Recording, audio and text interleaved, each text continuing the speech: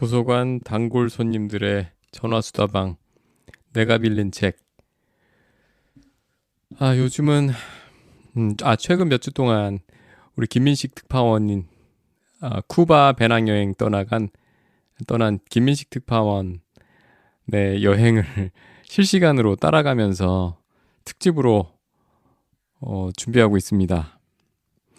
지금 지난주까지 쿠바에 있다가 이제 스페인으로 이제 넘어간 걸로 전해 들었는데 전화 연결 지금 바로 해보겠습니다. 휴대폰에서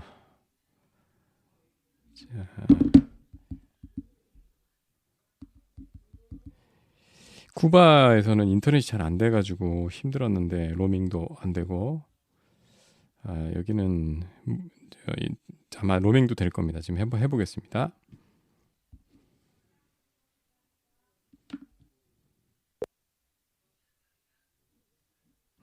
왜 안 걸리지? 소리가 안 나지? 나네. 된다. 안녕하십니까. 내가 빌린 책 스페인 특파원 김민식입니다. 안녕하셨습니까. 성북 길빛도서관 단골 손님 박동훈입니다. 반갑습니다. 반갑습니다. 잘 지내시죠? 아이고, 그럼요.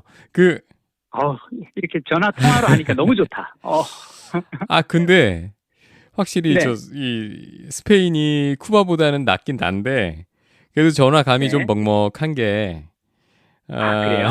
역시 유럽은 유럽이구나. 전에 우리 깨끗하게 걸렸던 때가 아마 미국이 마지막이었죠.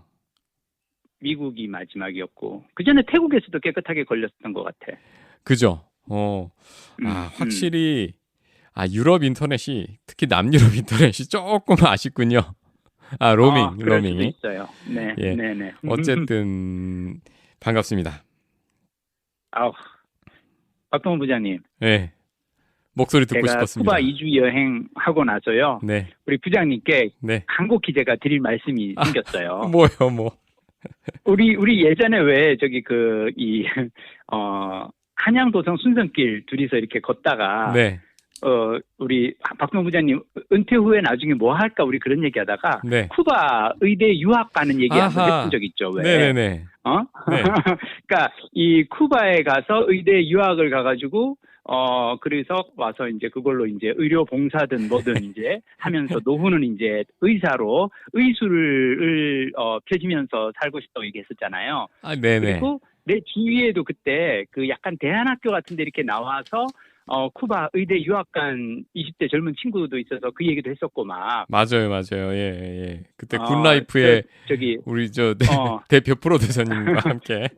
그래서 우리 나중에 그러면 우리 박동원 부장님을 쿠바 허준이라는 이름으로 유튜브 채널을 만들자. 네. 쿠바 허준. 너무 나갔다. 네. 나는 그 계획을 우리가 조금 더 고려를 해봐야겠다고 생각을 하는 게 뭐냐면, 자, 1번. 쿠바에서 의사 한 달 월급이 얼마일 것 같아요? 우리 돈으로? 우리 돈으로 10만 원? 역시 감 좋아. 내가 하도 지난번에 얘기를 해가지고 정확하게 얘기하면 6천 페소, 우리 돈으로 6만 원 정도. 그러면 아쉽다. 교사 월급은 한 달에 쿠바의 교사 월급이 한 달에 2천 페소, 2만 원 정도. 그러니까 교사보다 의사가 3배 정도 더 많이 벌기는 하는데 어떻게 보면 이게 의사 월급치고는 월 6만 원은 너무 싸잖아요. 네네. 그래도 일종의 그 국가 공무원 아닌가요? 그렇죠. 정확하게 보셨습니다. 공공의료고요. 저는 쿠바 의대 유학하기가 한국 학생이 그때 내가 갔다 그래서 쿠바 의대 유학하기가 쉽나 그랬는데 쉬울 것 같아요. 한국에서 유학을 간다고 하면. 왜 그러냐? 일단 내가 보기에 거기에는 우리나라처럼 의대 진학에 대한 어떤 그 경쟁이 치열할 것 같지 않다라는 생각이 드는 게 나한테 이 얘기를 해준 게 쿠바 택시기사였거든요. 쿠바 택시기사는 그러니까 그분이 택시를 모는 분은 아니고 사실은 평소에는 낮에는 자기 일을 하고 저녁에 이제 이 아르바이트로 자기 차 끌고 나와가지고 이렇게 가사 손님 이렇게 연결받아서 공항으로 뛰는 기사분인데. 나라시. 그분이 그 얘기를 하는 거예요. 쉽게 얘기하면 나라시. 그러니까 그냥 민영 택시 같은 건데. 네. 이분이 그 공항으로 한번 데려다주고 받는 돈이 $25니까 우리 돈으로 3만 원 정도. 그러면 그러니까 의사 월급의 절반을 그냥 2시간 공항 왔다 갔다 왕복하면 벌 수 있는 거예요. 네.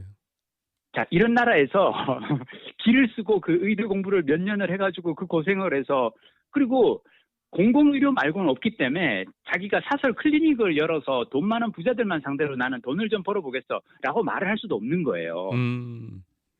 한국에서는 의사가 벌이가 또 천차만별이잖아요. 네. 잘 버는 분은 엄청 잘 버니까, 그래서 내가 보기에 한국은 의대 진학이 치열한데 쿠바는 그렇지 않은데, 내가 왜 쿠바 의대 유학을 나는 좀 다시 생각해봐야 생각이 드는 계기가 뭐냐면, 제가 예전에 92년도에 저는 한국 3M이라는 회사에 입사해서 헬스케어 메디컬 제품 담당 외판 사원이었거든요. 네. 근데 생각해보니까 의료는 뭐가 중요하냐면 장비가 중요해요. 네. 실은 병원이 좋고 나쁘고는 장비빨이야. 요즘은 첨단 장비가 좋은 게 엄청 많이 들어온단 말이죠.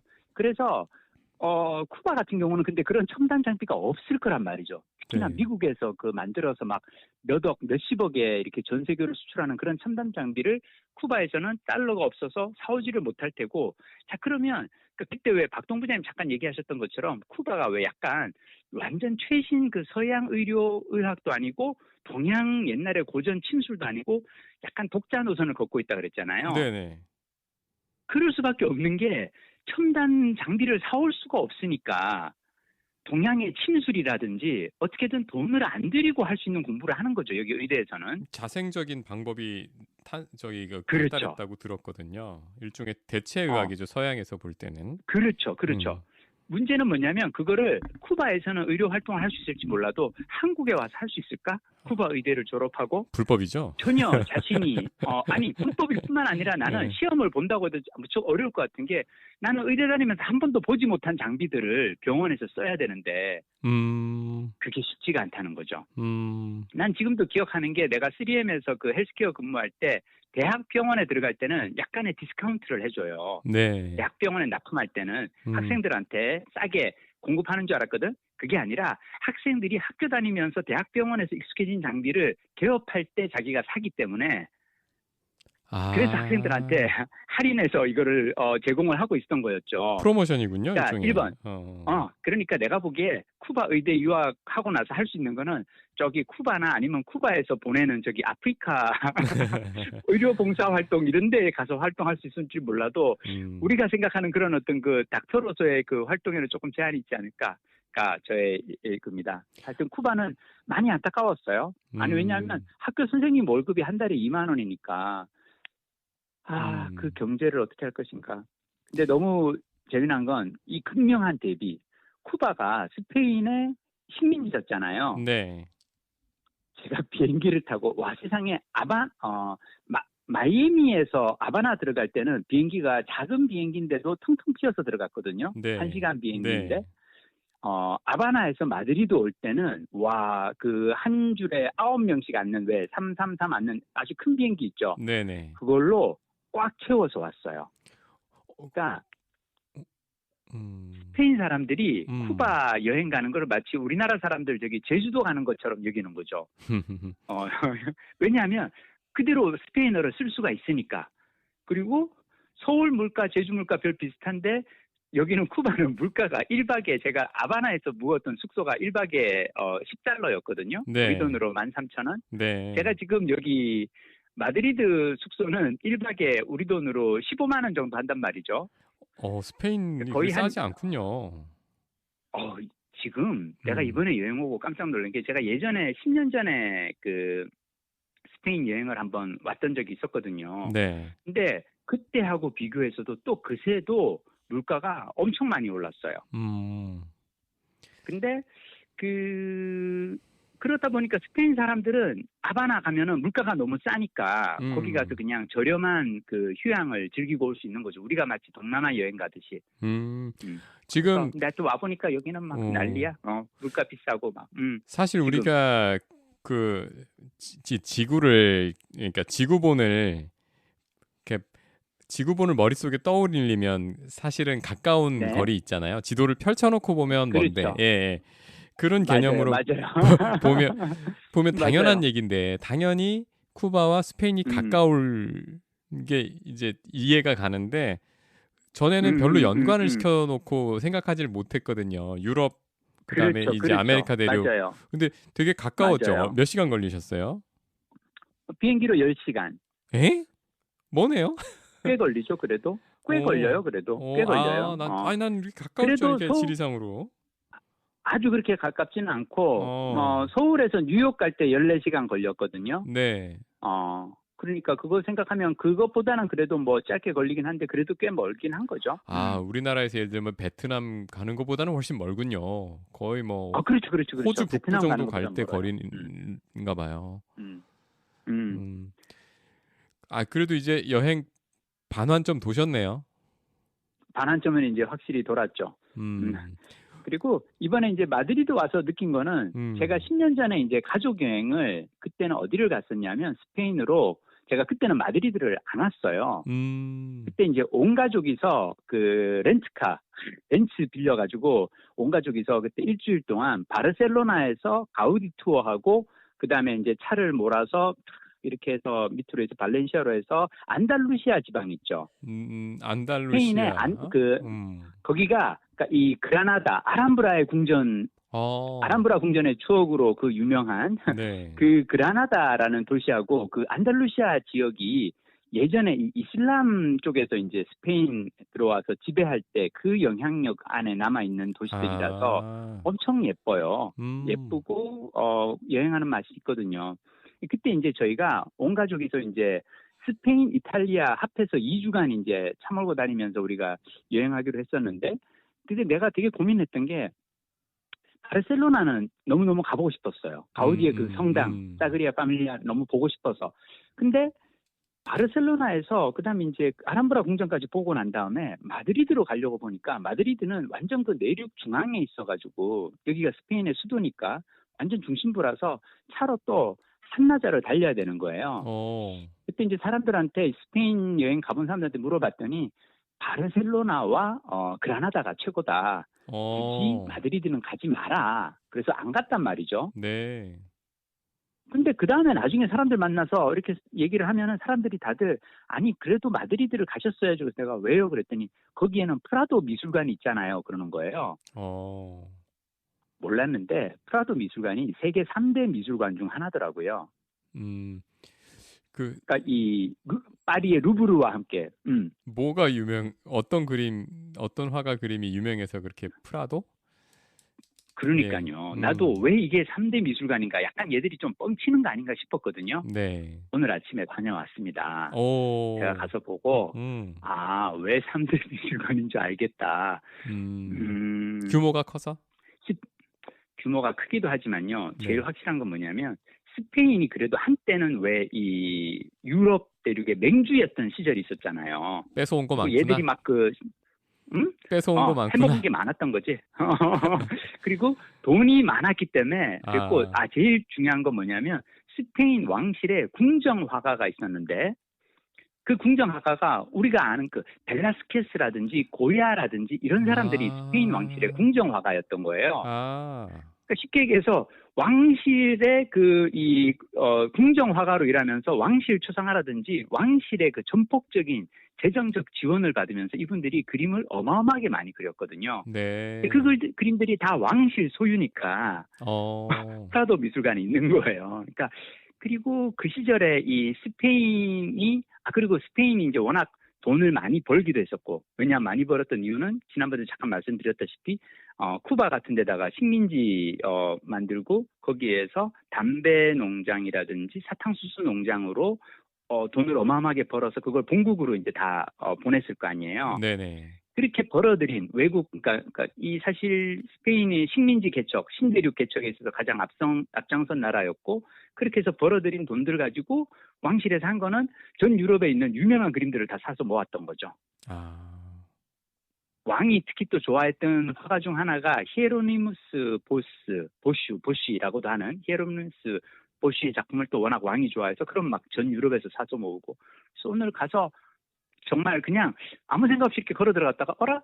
저 그림 좀 어디서 본 것 같은데 해서 보면 그 벨라스케스의 시녀들이라 그래서 어린 5살 난 공주가 중간에 서 있고 옆에 하녀들이 주위에 있는데 시녀들이 있는데 약간 왜 난쟁이 여자분 모습 있는 그 박민규 소설의 그 소설 표지로도 쓰였던 그런 그림이 있고 하여튼 좀 유명한 작품들이 많아서 이렇게 보면서 이래서 프라도 미술관이 세계 3대 미술관이라고 하는구나 하면서 참 그 우리 저기 고야 그러면 왜 그 옷 입은 마야 옷 벗은 마야 그게 그거군요. 이거 이제 딱 이거 화가 이제 화가 옵니다. 그지? 네, 와요. 이제 어떤 그림인지 알겠죠? 네. 나 이거를 처음 이제 내 눈으로 이제 본 거예요. 근데 프라도 미술관에 나는 옷 입은 마하, 옷 벗은 마하 되게 유명한 작품이고 막 되게 가잖아요. 네. 거기 앞에는 별로 사람 없어요. 오히려 다른 작품들이 더 유명한 작품들이 너무 많아가지고 그 히에로니무스 보스의 그림 같은 건 제가 좀 보고 싶어도 앞에 마치 그 저기 루브르에서 모나리자 그림 앞에 항상 한 수십 명씩 서 있는 것처럼 사람들이 너무 많이 서 있어서 이제 그랬는데 그런 그 그림도 있고 근데 제가 고야의 작품들이 여기에 되게 많거든요. 네, 사실 우리나라 사람들은 고야하고 벨라스케스만 익숙한 것 같아요. 예. 그렇죠. 히에로니무스 보쉬를 제가 좋아하는 이유가 있어요. 이게 또 약간 오늘 우리가 그래도 내가 빌린 책이니까 책 얘기를 잠깐 하자면 제가 그 2014년, 2015년에 되게 좀 회사에서 많이 힘들었습니다. 생활이. 네. 저는 힘들 때 자기계발서라든지 인문학서적 이런 거 안 봐요. 힘들 때는 재미난 그냥 소설을 읽어요. 그리고 그 소설도 어떤 소설이냐면 스릴러 소설이라든지 탐정 소설. 항상 권선징악, 마지막에 악당들이 뒤지게 혼나는 장면들 나오는 거. 저는 그때 권선징악을 어마어마하게 이제 마음속으로 갈구하고 있던 시절이라서 현실에서는 항상 반드시 정의가 승리하는 것 같진 않은데 그래도 소설 속에서라도 정의가 승리하는 걸 한번 보자라고 해서 2013년, 14년에 제가 열심히 읽은 책이 마이클 코넬리라고 하는 미국 소설가의 그 해리 보슈 시리즈예요. 해리포터 아니고 해리 들어본 보슈. 적 없죠? 해리 보슈. 우리 박동원 부장님은 너무 재테크 관련 책만 읽으셔서 소설을 잘 몰라요. 근데 괜찮아요. 마이클 코넬리가 뭐 이렇게 그렇게까지 유명한 소설가는 아닌데 개인적으로 저는 스티븐 킹 다음으로 미국에서 그래도 가장 대중적인 인기를 끄는 작가 중 한 사람은 저는 마이클 코넬리라고 생각하고요. 이분 소설 중에 하나가 이제 링컨 차를 타는 변호사. 그래서 그건 이제 이 영화로도 나오기도 했었고요. 여러 작품이 있는데 이분이 그 등장시키는 그 소설 그 연작 시리즈의 탐정 이름이 해리 보쉬예요. 그러니까 히에로니무스 보쉬를 그 미국식으로는 이제 히에로니무스라는 이름이 너무 어려우니까 보쉬인데 이게 그 소설가가 소설 속에서 이렇게 표현을 해요. 그 엄마가 히에로니무스 보쉬라고 하는 이 네덜란드 화가 그 프라도 미술관에 가보면 그의 대표작들을 다 만날 수가 있는데 이 네덜란드 화가를 너무 좋아해서 아들의 이름을 그 화가의 이름을 따서 짓는다라는 그런 그 소설 속 설명이 나오거든요. 나는 그래서 그 소설을 보면서 해리 보쉬 하는데 정작 나는 히에로니무스 보쉬라고 하는 그 유명한 화가의 작품을 본 적이 없으니까 이 소설가가 왜 주인공 이름을 자랑을 썼을까 싶었거든요. 네. 오늘 가서 이해를 한 거예요. 이게 그 약간 인간의 그 원죄와 막 지옥도 잘못을 저지른 인간들이 그 어떤 지옥에서 어떤 형벌을 받는지 막 이런 장면들을 세세하게 묘사를 한 그림들을 많이 그리셨더라고요. 네. 어쩌면 마이클 코넬리라고 하는 작가는 중세 시대 히에로니무스 보슈가 그렸던 그 중세 그 지옥이 지금 현재 미국의 뉴욕에서 그려지는 그 범죄의 이 어떤 그런 모습이 아닐까라고 생각을 했고 그걸 단죄하는 탐정의 이름을 히에로니무스 보시를 따와서 해리 보시라고 지은 게 아닐까. 이걸 오늘 아침에 제가 프라도 미술관에서 깨달았는데 내가 1년 동안 그 해리 보시가 나오는 소설을 10몇 권을 읽었단 말이죠. 그러니까 그 연작에 다 마치 그 누구죠?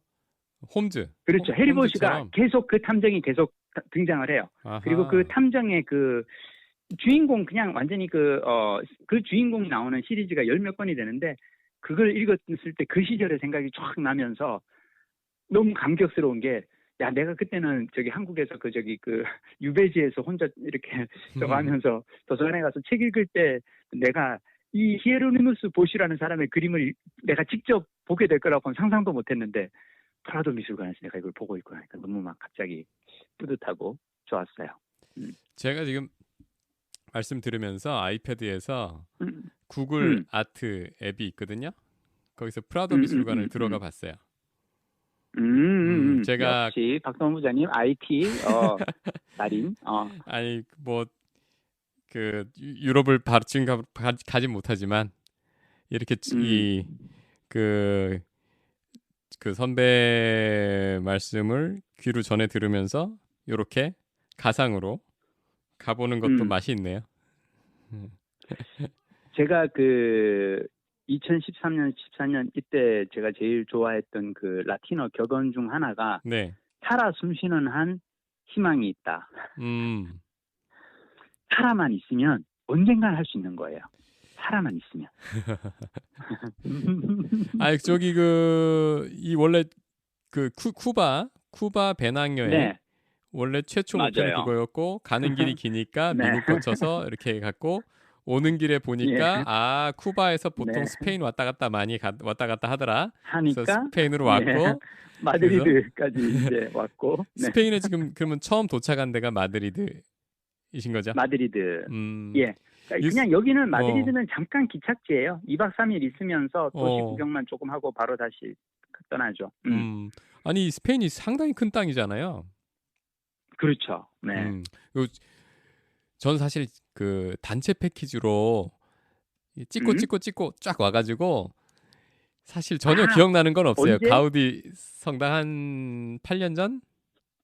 7년 전? 그래도 가우디를 보셨으면은 그거밖에 기억이 안 나요. 그거하고 그냥 여행객들 하는 뷔페 식당만 다녀가지고 기억이 안 나는데 이게 보니까 그 안달루시아라는 지방도 있고 그게 남쪽이죠. 맞아요. 그게 이제 그라나다가 있고 하는 그 남쪽이에요. 그리고 바르셀로나는 저 스페인에서 가장 동쪽 프랑스 가까운 쪽에 있고. 맞아요. 맞아요. 그리고 마드리드가 중간에 있고 북쪽에 가면 빌바오라는 또 도시가 유명한 데가 있고 대충 이런 모양이죠. 맞아요. 그럼 어디 가보실 예정입니까? 저는 그러니까 그때 10년 전에 여행 와서 바르셀로나하고 그라나다를 갔던 거고요. 네. 그리고 그때 아마 중간에 이제 쭉 거쳐간 도시들이 뭐 그 발렌시아라든지 이런 도시들을 이제 거쳐갔고 이번에는 이제 마드리드로 온 거고. 저는 스페인 하면 이게 큰 도시 말고 뭐가 떠올라요? 그 하몽. 아니 그런 영화의 배경이 되는 게 굉장히 건조하면서 이 따뜻하면서 뭔가 정열적이고 그리고 물가는 싸고 약간 작은 도시에 그 식도락 여행, 저렴하게 식도락 여행, 그리고 유럽이지만 싼 곳 이런 거 생각했는데 뭐 현실은 그렇지 않은가 봐요. 근데 아마 스페인의 지역은 지방으로 가면 물가가 쌀 수 있어요. 마드리드는 여기가 수도라서 그렇죠. 우리나라도 왜 서울이 항상 물가가 제일 비싼 것처럼 수도라서 그렇고. 하몽이 무슨 뜻인지 아시죠? 돼지인가요? 뭐죠? 햄. 그 햄이군요. 햄을 하몽이라 그러고 그래서 그 돼지 뒷다리 그 이렇게 그 건조시킨 그걸 그래서 이제 그걸 이제 근데 거기에서 그 하몽 중에서도 내가 또 특히 좋아하는 게 이베리코. 정말 맛있거든요. 요즘 우리나라에도 이베리코 뭐 돼지라 그래서 많이 팔죠. 그렇죠. 그걸 제가 스페인에 그때 10년 전에 왔을 때 이베리코 그 하몽을 너무 맛있게 먹어서 오늘도 지금 사실은 방금 전에 그 바게트 빵에다가 이베리코 소세지 쫙 이렇게 하몽해서 너무 맛있게 먹고 있어요. 아이고 부럽다.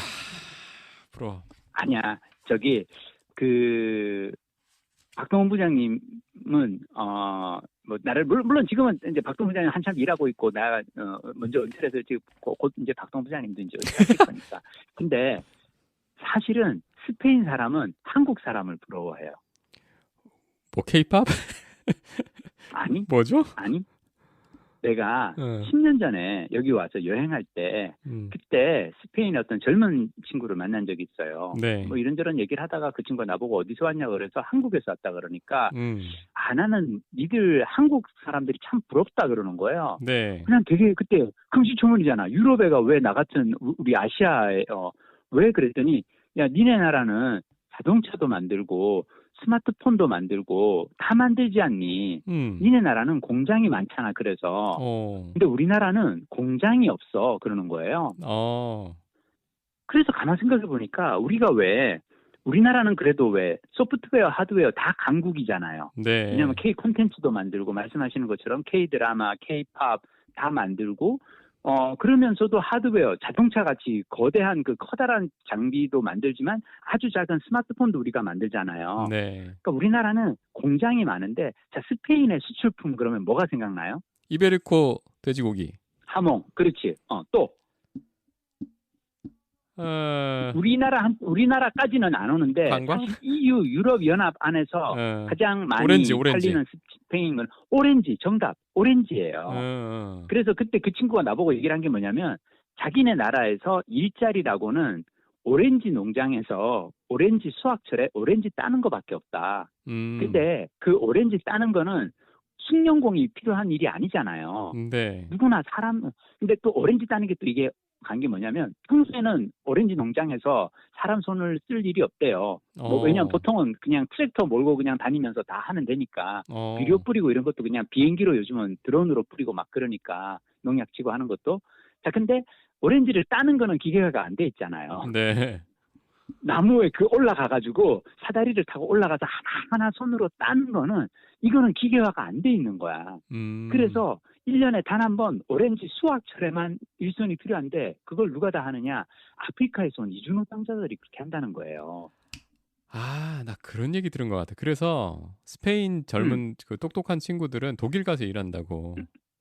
맞아요. 정답. 그런 거예요. 그러니까 이게 슬픈 건 뭐냐면 지금 얘기한 독일 가서 일하는 게 뭐냐면 공장에서 일을 할 때는 공장은 왜 우리나라 공장 같은 경우 심지어 일손이 막 하면 막 2교대, 3교대로 돌리면서 일을 하잖아요. 네. 그러니까 공장에서 일을 한다라는 거는 내가 기술을 배울 수가 있고 익힐 수가 있어. 왜냐하면 거기는 최소한 정규직 일자리니까. 끊임없이 계속 일을 해야 되니까. 근데 스페인에서 오렌지 농장에서 일을 하는 건 1년에 단 한 번 오렌지 수확철에만 일을 하니까 일자리가 없는 거죠. 그래서 젊은 사람들은 다들 외국에 가가지고 독일 공장이라든지 이런 데 가서 공장에 가서 어떻게든 거기서 일을 해야 제대로 갈 수 있고 스페인은 공장이 없어요. 근데 이게 왜 그러냐 생각해보면 이게 나는 스페인이 영국한테 뒤지게 된 첫 번째 이유라고 생각해요. 스페인이 60년대, 그러니까 1500년대, 1600년대 이때는 농장을 통해서 그리고 해외 식민지 개척해서 거기서 사탕수수 농장을 통해서 어마어마하게 불을 벌어들였는데 어느 순간서부터 영국에서 산업혁명이 일어나고 공장이 거기에 세워지잖아요. 네. 자, 그러니까 농업의 시대에서 공업의 시대로 이전을 했는데 그리고 나서 그 다음부터는 영국도 그렇고 독일도 그렇고 다 막 공장 돌리고 막 그러는데 스페인은 여전히 그 넓은 땅에서 오렌지 농장만 하고 있는 거예요. 돼지 사육해서 소세지 하몽 만들어서 팔고 있는 거예요. 그러니까 스페인에 우리가 딱 떠오르는 공산품이 없잖아요. 네. 독일 그러면 당장 자동차가 떠오르고 영국만 해도 왜 여러 막 그 공산품들이 있는데 에스턴 마틴도 있고 영국은 그래도. 그래서 이게 그러니까 나는 사실 어제 그래서 무슨 생각이 들었냐면 그때 이제 그 친구가 나한테 너네 부럽다 그랬는데 내가 어제 마드리드를 이렇게 걸으면서 느낀 게 마드리드 왕궁이 있거든요. 여기는. 네. 마드리드 그러면 우리가 레알 마드리드 그러잖아요. 네, 그렇죠. 그 레알이 우리가 흔히 얘기하는 레알, 리얼리 할 때 그 레알이 아니라 로열이거든요. 로열. 로열. 스페인어로 이제 그 왕궁, 왕가. 그러니까 이 마드리드가 왕궁이 있는 곳이고 스페인의 왕가의 수도이니까.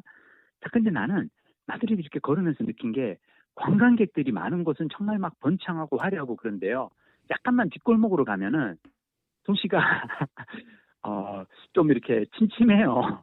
그래서 그러니까 우리나라만 하더라도 왜 그래도 나는 강남역을 걸어가다 보면 거기에 강남역에는 그래도 삼성전자 사옥이 있고 막 이 사무실 직원들이 넥타이 메고 막 다니면서 바쁘게 일하는 사람들이 있잖아요. 네. 거대 회사들의 사무실들이 우리는 서울에 다 있잖아요. 네. 마드리드는 그냥 관광객들 볼 수 있는 프라도 미술관이라든지 왕궁이라든지 이거 말고는 유명 회사의 어떤 그 본사 사옥이 있어서 활기찬 어떤 그런 사무직 직원들의 모습이 안 보이는 거예요. 관광객들밖에 없어요, 여기는. 코로나 기간 동안 정말 힘들었겠네요. 많이 힘들었을 것 같아요, 여기. 그래서 저는 어쩌면은 우리가 정말 지금 이 순간 한국 사회에서 살아가고 있다라는 거는 엄청나게 큰 복이 아닐까. 특히 제가 쿠바도 가보고 스페인도 와보고 다시 한번 느낀 거는 한국 가서 되게 잘해야겠다. 만나는 사람들한테 웃으면서 참 우리가 이렇게 복받은 시절에 태어나서 복받은 나라에서 살고 있습니다라고 나는 계속 혼자 속으로 생각을 해야겠다. 국뽕이 차오르는. 네, 갑자기 진짜로 이게 좀 뭐든지 다녀봐야 알 수 있는 것 같아요. 그렇긴 한데 요즘 또 저기 배낭여행 가 계신 지금 한 달 일정 되죠?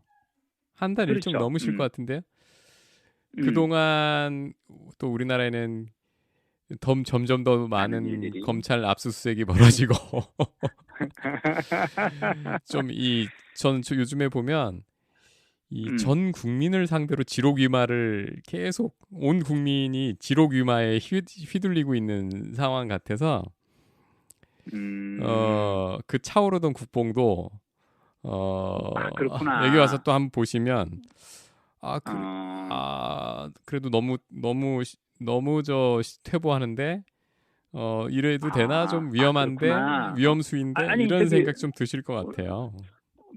박동 부장님, 우리 네. 그냥 순수하게 책 얘기하는 채널에서 이렇게 막 정치적인 그 의견을 피력하셔도 되는 겁니까? 정치적인 건 아니고요. 요즘에 그런 얘기도 나오니까 검찰 수사관들 너무 과로사랜다.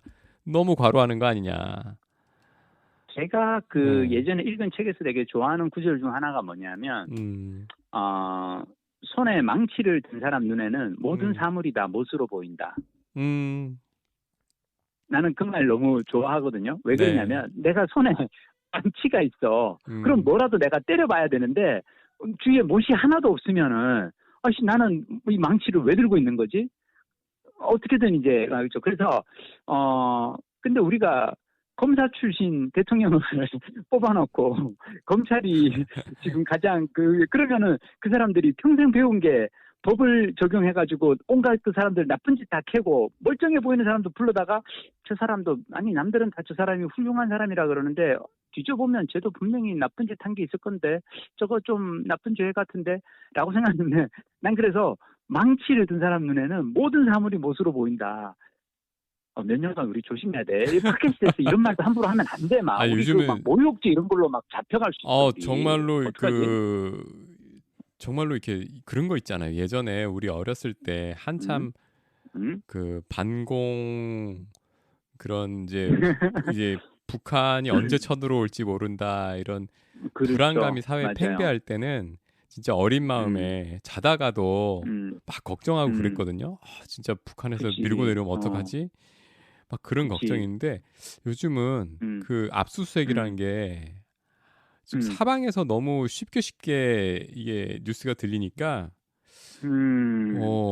정말 어느 순간 내 일터에도 뭐 별다른 일 없이도 저쪽에서 어떤 뭐 괘씸한 게 있으면 그냥 쉽게 그치. 이런 게 벌어지게끔. 그렇게 압수수색 같은 거는 사실 당해본 사람들 얘기를 들어보면 정말 멘붕 온다고 하거든요. 남의 집에 들어가서 그냥 다 해집고 그치. 그냥 어지럽 가는 거니까. 지금 사실 요즘에 휴대폰 뺏어가면 자기 머릿속을 가져가는 거잖아요. 그렇지. 네. 그래서 그리고 그런 불안감 먼지 안 나는 사람 어디 있어? 갑자기 왜 이런 얘기하고 있는지 모르겠지만 아니 근데 내가 이제 균형을 맞춰주신 것 같아. 내가 막 국뽕에 차올라서 막 이렇게 했더니 또 바로 이렇게 약간 찬물 비슷하게 한번 끼얹어 주시는데. 전 요즘에 제가 죄 지은 것도 없으면서 그런 생각이 자꾸 나요. 어렸을 때 괜히 북한에서 쳐들어올까봐 걱정하면서 잠 못 이루던 그런 생각하고 그런 불안감에 떨고 사는 사람 많이 늘었겠구나. 그런 분들을 위해서 제가 예전에 스토아 학파 책에 저는 한동안 또 빠져 있었거든요. 네. 세네카라든지 막 이제 이런 분들의 에픽테토스의 책들을 엄청나게 많이 읽었었는데 그때 제가 2012년에 제가 저는 실제로 한번 잡혀간 적이 있잖아요. 구속영장 네. 막 2번 청구하고 가가지고 검찰이 저한테 징역 2년형을 구형한 적이 있잖아요. 그때 제가 읽은 에픽테토스라든지 이런 스토아 학파 이 얘기에서 되게 했던 게 뭐냐면 스토아 학파의 철학 중 가장 중요한 가르침 중 하나는 이거예요. 최악의 사태를 일단 먼저 산정하라. 그리고 그 최악이 사실은 겪어보면 그렇게 나쁘지 않다는 것을 깨닫는 순간이 올 것이다. 그러니까 최악이 와도 그게 최악이 아니라는 걸 깨달으면 그 다음부터는 마음이 홀가분해진다는 거예요. 나는 그때 정신승리에 대한 얘기인데 내가 그때 지금 우리가 박동 부장하고 나하고 막 얘기하면서 검찰 막 이렇게 저렇게 하다가 최악의 사태는 뭐예요? 내가 잡혀 들어가서 깜빵 가서 그냥 지내는 거죠. 근데 나는 옛날부터 무슨 생각했냐면 내가 정말 좋아하는 어른들은 다 봤더니 깜빵에서 책을 쓰셨더라고. 신용복 선생님의 감옥으로부터의 사색도 그렇고 아주 좋은 책들은 좋은 글들은 다 그러고 그리고 다들 얘기하는데 책 읽기에 그렇게 좋은 공간이 감옥만 한 데가 없대요. 일단 휴대폰이 방해가 없고 누가 뭐 이렇게 귀찮게 하는 사람도 없고 오로지 책만 읽기에 너무 좋다는 거야. 그래도 다리도 저릴 것 같고 맨바닥에서 그래? 책상 다리에 그래? 막 그래야 될 것 같아. 왜냐하면 우리가 쫄잖아요. 예. 쫄리면 안 되는 게 그게 그들이 원하는 게 바로 그거거든. 괜히 여기저기 털고 다니면서 다른 사람들한테 봤지? 니들도 조심해 몸살이라고 겁을 주는 거기 때문에. 네, 하여튼. 박동부장 갑자기 이런 얘기하니까 나 갑자기 다음 주 그냥 이스탄불에서 눌러 앉아버릴까? 들어가기 싫어지는데? 잠깐만. 다음 주 이스탄불이에요? 다음 주는 터키 이스탄불입니다. 잠깐만. 지금 터키 지진 났잖아요. 트르키에. 거기는 한참 이 이스탄불하고 터키도 또 엄청 넓어요. 맞다. 터키가 엄청 넓어요. 이스탄불에 지진 나면 그건 좀 아마 세계적인 저거지. 왜냐하면 이스탄불에는 이 유네스코 문화유산도 많고 물론 어디든 지진이 나면 안 되지만. 그래서 일단 이스탄불은 들어가는 데는 별 그건 없겠죠. 터키 소식은 제가 또 다음 주에 가서 또 전해드리겠습니다. 거기는 아무래도 아마 이스탄불 공항에도 구호 활동하는 그런 단체들이 이런 데가 많이 드나들어서 지금은 전체적으로 지진이라는 그 이슈가 지배할 것 같은데요. 가서 보고 현지 분위기 살펴보고 상황 전해드리겠습니다. 현지 특파원. 요즘 도서관은 안 다니세요 거기서? 여기는 워낙 미술관이 유명한 도시라서 도서관 안 가고 대신 여기에서 제가 어제 여기 도착해서 숙소가 마드리드의 스페인 광장 바로 걸어서 5분 거리에 있는 숙소예요. 네. 저는 이렇게 2박 3일 짧게 있을 때는 좀 돈을 많이 주고라도 도심에다가 무조건 잡습니다. 그래서 걸어서 그냥 주위에 제가 숙소에서 왕궁까지 걸어서 10분 거리거든요. 네. 근데 스페인 광장에 갔더니 우와, 내가 지금 읽고 있는 책이 돈키호테거든요. 네. 스페인 여행할 때는 또 돈키호테를 읽어주셔야 됩니다. 왜냐하면 돈키호테가 스페인 문학을 전 세계에 알린 스페인 문학의 최고 걸작 중 하나고 어렸을 때는 돈키호테를 아주 그냥 단순하게 이해를 했었는데 지금 다시 읽다 보니까 이게 상당히 그러니까 이게 근대 소설의 원형이라고 불리울 정도로 좀 약간 위대한 작품이라고 막 다들 얘기를 하는데 왜 그러는지는 알 것 같다. 약간 그런 느낌 들고요. 스페인 광장 갔더니 돈키호테와 판사 산초 판사의 동상이 서 있더라고요. 나는 어렸을 때 산초 판사 그래서 판사, 검사, 변호사 할 때 그 판사인 줄 알았거든. 네, 그 판사가 무슨 뜻이죠? 그 판사가 스페인어로 무슨 뜻이냐면 뚱뚱보, 땅딸보, 배불뚝이 이런 뜻이에요. 아, 그 자체가 스페인 말이군요. 그렇죠. 판사라는 말 자체가 그 사람에 대한 이제 체형을 이제 묘사하는 말이고, 그래서 봤더니 이제 돈키호테는 비적 말은 이제 늙은 노인. 그러니까 돈키호테가 왜 이렇게 기사 소설 읽다가 미쳐서 자기가 기사가 돼서 이렇게 모험을 떠나는 얘기잖아요. 네. 그러니까 거기에 너무 충실한 묘사인 게 그냥 책만 읽다가 비쩍 말라가지고 약간 이렇게 머리가 살짝 헷가닥한 것 같은 그런 노인이 말 타고 창 들고 이렇게 서 있고 그 옆에 이제 당나귀를 탄 뚱뚱한 이제 땅딸보 산초 판사가 이렇게 당나귀 타고 가는 그 모습이 딱 있는 거예요. 그래서 내가 보면서 역시 스페인은 돈키호테의 나라지 그러면서 있었어요. 사실 어렸을 때 보다 보니까 축약본만 봤잖아요. 대부분이 아마 그럴 거예요. 맞아요. 실제 돈키호테 맞아요. 책을 제가 얼마 전에 도서관에서 본 적이 있는데 되게 두꺼운 책이더라고요. 엄청 두꺼워요. 맞아요. 맞아요. 그럼 대체 사파도 풍성하고 어린이 책으로 줄였을 때 어디를 날려버린 것일까?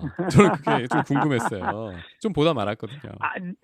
나는 이제 와서 가는 게 아마 그런 장면들, 그 돈키호테가 그 풍차를 보고 거인이라고 생각해서 막 달려들고 이런 장면들은 살려놓고 네. 좀 이렇게 어려운 대목들 좀 많아요, 막. 그래서 되게 다양한 대목들은 근데 그냥 인상적인 대목들을 그냥 약간 위주로 그냥 하지 않았을까. 물론 내가 생각했을 때 그 1차 편집은 일본에서 먼저 이루어졌을 것 같아요. 우리가 어렸을 때 읽은 많은 세계문학 전집이 사실은 일본에서 가져온 것들이었고, 내가 지금 보니까 일본 사람들이 잘하는 것 중 하나가 서양의 어떤 그 풍성한 원전이 있으면 그걸 자기네식으로 축약해서 번역해서 이런 작업들을 일본 사람들이 되게 잘했던 것 같아요. 그거 대단한 능력이네. 그런 그것도 대단한 능력이죠. 혹시 이런 걸까요? 그 요즘에 보면 그 10부작 드라마를 한 시간 유튜브에서 이렇게 딱 줄여갖고 하잖아요. 맞아요. 유튜브에서 그러니까 그 과정에 사실은 자기네들 그 입장도 들어가고 뭐 그러겠지만, 그러니까 왜냐하면 일본이 되게 빠른 시간 내에 서구를 따라잡아야겠다는 생각에 서구의 사람들을 막 가지고 들어오면서 서구에 그걸 갖다가 막 축약해가지고 해서 이거를 정리본으로 요약본으로 해서 다다닥 국민들에게 다 익히고 막 그러지 않았을까. 나는 우리나라 내가 어렸을 때 초등학교, 중학교 이럴 때 그 집에 막 세계문학 전집 이런 것들이 있었거든요. 네. 생각해 보면 그게 다 일본 출판사에서 나온 것들을 우리가 번역한 게 아닐까 그런 생각이 들어요. 아유, 저기 오늘 하여튼 여독도 쌓이셨을 텐데 거기 시간 지금 네. 아침이시죠? 여기 이제 점심 이제 막 지났습니다. 또 오후 2시 이제 막 지났네요. 굉장히 소중한 시간을 또 내주셔서. 40분 넘게 했구나. 네. 아닙니다. 오늘 끝으로 광고 하나로. 별건 아니고요. 광고 좋다. 유튜브를 우리 이 내가 빌린 책이 원래 팟캐스트 플랫폼들에서 나갔었잖아요. 예, 그래서 유튜브에도 올려요? 팟캐스트, 팟빵, 그다음에 그다음에 제일 큰 건 애플 팟캐스트, 그다음에 스포티파이, 그다음에 아마존 오더블, 그다음에 뭐 앵커, 뭐 이렇게 다양하게 그 오디오 클립도 나오고 했었는데, 여기에 더해서 그 유튜브에서도 오디오만 화면은 그 에피소드 이미지로 깔고 진짜? 예, 그걸 자동으로 해주는 솔루션을 찾았어요. 이야. 그래서 팟캐스트를 발행을 하면 유튜브에 자동으로 올라갑니다. 그럼 우리 예전에 했던 에피소드들도 다 그렇게 해서 올리시는 거예요? 다 올렸어요. 이미 다 올렸어요? 다 올렸어요. 와, 뭘로 검색하면 돼요? 채널 이름이 그럼 뭐야? 내가 빌린 책이죠. 내가 빌린 책으로 유튜브 와서 검색해봐야겠다. 저는 이 플랫폼들의 특성을 알고 싶었어요. 보니까 오디오 클립은 너무 이게 사실 소비가 안 일어나서 거기는 이제 안 해도 될 것 같고, 이렇게 그 팟빵하고 그다음에 저 팟캐스트, 애플 팟캐스트 중심의 그런 글로벌 플랫폼들, 그리고 자동으로 거기 연동돼서 유튜브에도 발행되는 그런 시스템을 구축했음을 알려드립니다. 제가 사람들한테 이제 도서관 강의 가서 늘 하는 얘기가 네. 우리는 열심히 책을 읽어서 네. 똑똑하고 잘난 사람이 되고 능력 있는 사람이 되기를 원하는데 그거보다 더 중요한 게 있다. 내가 잘난 사람이 되는 것보다 내 주위에 잘난 사람들을 모으면 된다. 나는 박동훈 부장님을 만나서 너무 거저먹는 것 같아. 그냥 30분 이렇게 전화통화만 하면 박동훈 부장님이 알아서 팟빵에도 올려주고 야 이제는 유튜브에도 올라가? 와 너무 좋은 소식인데요. 저는 이 과정을 다 사람은, 자동화하는 게 아니 그러니까 더 자동화 해보려고요. 그 노하우가 얼마나 그리고 이것 또한 우리가 또 여러 가지 해보는 어떤 살면서 해볼 수 있는 다양한 실험 중 하나잖아요. 사실 조회수는 클립의 반응은 이렇구나. 높지 않잖아요. 우리가 한지도 뭐 얼마 되지 않았고 근데 저는 하다 보니까 그런 생각이 들더라고요.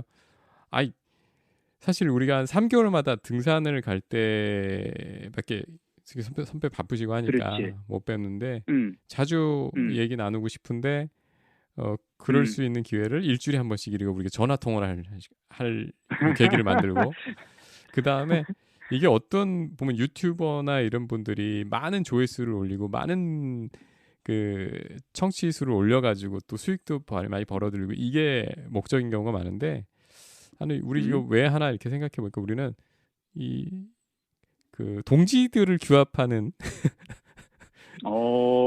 이 동지, 그렇죠. 예, 뜻이 비슷한 사람들. 도서관에서 책 빌려 읽는 사람들. 전국 구석구석에 박혀 있을 거 아니에요. 그렇지. 그분들을 이제 찾아내야지 우리가. 그분들과의 어떤 그 주파수를 맞추는 뭐 그런 역할이면 만족합니다. 저만 만족하는 건 아니죠. 박동훈 제가요. 네. 오늘 프라도 미술관 갔다가 또 하나 느낀 것 중 하나가 뭐냐면 네. 우리가 흔히 그동안 여행 다니면서 그러니까 저는 사실 여행 다니면서 영국 런던에 있는 내셔널 갤러리에서도 그림을 보고 그리고 얼마 전에 이제 뉴욕에서도 거기 있는 그 모마라든지 유명한 미술관들 다니면서 그림을 보잖아요. 네. 그럼 거기는 유명한 작가의 작품들이 한 점, 두 점 이렇게 있거든요. 네. 이를테면 피카소의 작품 한 점 있거나 뭐 고야의 작품 한 점 있거나 벨라스케스 작품 한 점 있거나 이런 정도잖아요. 네. 근데 프라도는 뭐냐면 자신들이 그 스페인 왕실에서 고용했던 궁정화가의 온 작품을 다 모아놨어요. 고야의 작품을 수십 점이 있는데 자 이게 나는 보면 재밌는 게 우리가 아는 그 고야의 옷을 입은 마야, 옷을 벗은 마야 이런 유명한 한두 점 그림뿐만 아니라 고야의 초창기 그가 풍속화 그리던 시절서부터 초창기 그림부터 다 있거든요. 네. 이걸 보고 느낀 게 저는 질은 양에서 나온다. 그러니까 고야는 많이 그렸던 사람이에요. 계속 그림을 그렸고 그러다가 나중에 이 사람이 걸작이 나오고 유명한 대작이 나오는 거지 그냥 한 작품 딱 그렸는데 그 작품이 마스터피스가 되지는 않는 거죠. 저는 우리가 하는 이 내가 빌린 책에서 사실 이렇게 끊임없이 우리가 이야기를 통해서 스토리텔링을 통해서 콘텐츠를 만들어가는 이 훈련이 저는 되게 필요하다고 생각하고요. 나중에 또 이게 쭉 쌓이다 보면 아카이브가 되고 어느 정도 쌓이다 보면 저는 우리 팟캐스트 또는 유튜브를 통해서 또 많은 독자들에게 전해줄 수 있는 날이 온다고 생각해요. 중요한 거는 우리가 언젠가 마스터피스를 만들 때까지 가만히 혼자 있자가 아니라 뭐라도 해보자. 일주일에 한 번씩 뭐라도 해보자. 나는 네. 그 자세가 중요한 것 같아요. 아이고 점심으로 하몽은 드셨죠? 아까 그 해맥 기운 이베리코 하몽을 먹고 이미 다 꺼지셨을 것 같아요. 들어봤습니다. 예. 아니에요. 또 자 그럼 우리는 맛있는 또 그 스페인 음식 보충하시고 다음 주에 우리 튀르키예 튀르키예 소식도 전해주십시오. 아 그렇구나. 이제 터키라 그러면 안 되는구나. 튀르키예에서 뵙겠습니다. 예. 네. 건강한 여행, 즐거운 여행 되시기 바랍니다. 다음 주에 뵙겠습니다. 네. 여러분도 즐거운 한 주 보내세요. 예.